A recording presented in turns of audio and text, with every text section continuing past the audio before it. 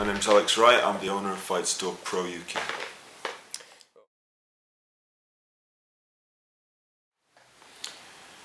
I can tell you the story that I tell everybody usually over a pint, or I can tell you the truth, so I'll try them both. Yeah? The story I like to tell people, which is partially true, is I used to run a club called Cyclone Martial Arts, and we had about 15-20 guys who were all getting better, but most of them brought the worst gloves you've ever seen in your life to sparring.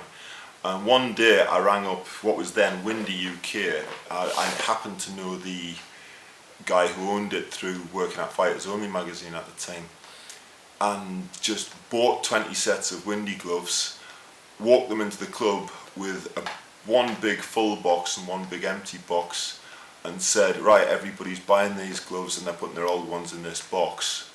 And that's kind of how it started. There is some truth to that, but that's not the whole story, obviously. I'd spent a long time in the business of martial arts with various different companies, and I worked for an internet marketing firm as well for about 5-6 years, and I had a passion for this industry, which I was bored out of my mind talking about websites for sewer companies and trainers. So I started this company. With the knowledge I had and the background, it seemed like an easy enough thing to do, and it took me here. The main reason was when we started FIGHTSTOREMMA back in late 2009, we picked a URL that kind of encapsulated what it was we did.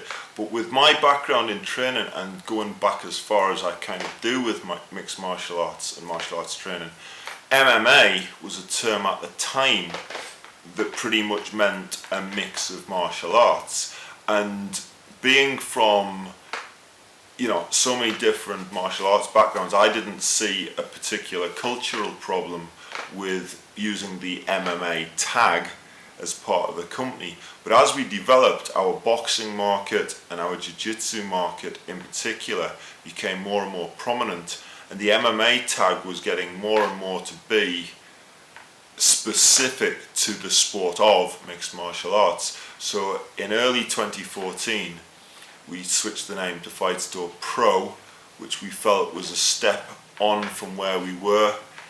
We rebranded the site, we rebranded the company, and we wanted to really confirm our ethos as a company as a true professionals fight store aimed at people who were serious about their sport and wanted true quality in their products.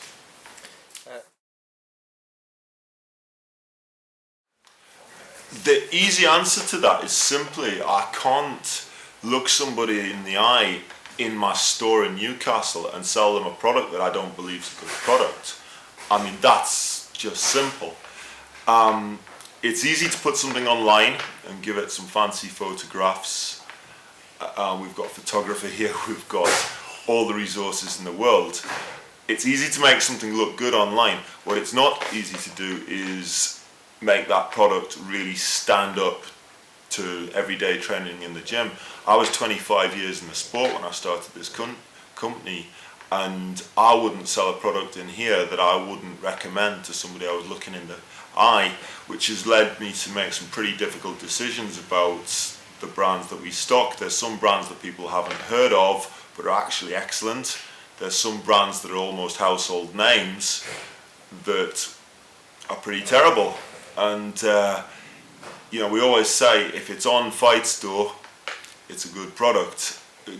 Never mind what level you are. It took us 3 years to find a budget brand that we were happy to stock.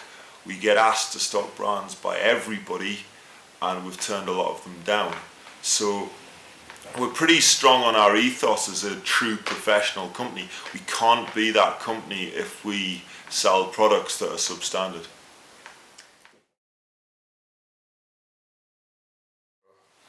Simply meeting the people, whether it's an everyday walk-in customer, whether it's somebody on the phone, or whether it's an international star.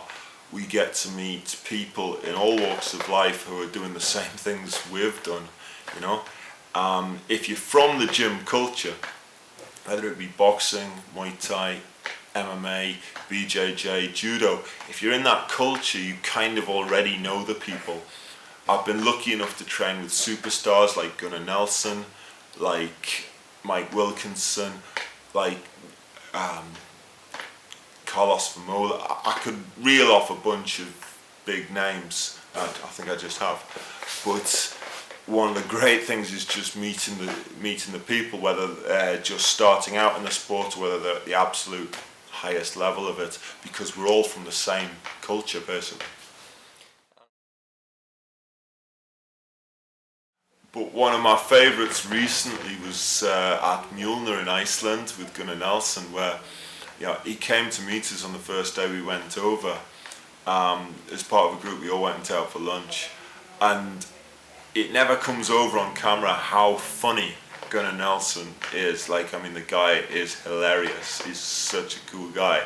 So we set up an interview and asked him some pretty out there questions, but his answers were further out there. Check it out. Yeah.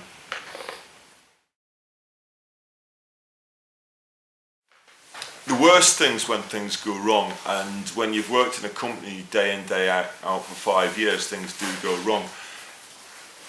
Occasionally there's problems with customers. That we had a spate at the back end of last year where one particular member of staff screwed up some orders, and it was right before Christmas. It upset those customers.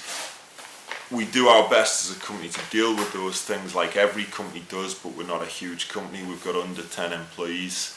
And what we can say is when things go wrong, we always try and make sure that we make a good job of fixing those issues and hopefully retaining those customers. But each and every time something goes wrong with a customer, I kind of take it to heart and want to make sure that that customer wants to use us again. I think that's probably the worst thing. What would you say? Simply put, product knowledge. We built this company on actually knowing what we were talking about. At the time that we set the company up, I'm not going to name names, but our 3 main competitors, not one of them actually came from a martial arts background at all. In fact, 2 of them I doubt had ever been in a gym in their lives. So we've built FIGHTSTOREPro on actually knowing the products that we're recommending to people on quite a deep level.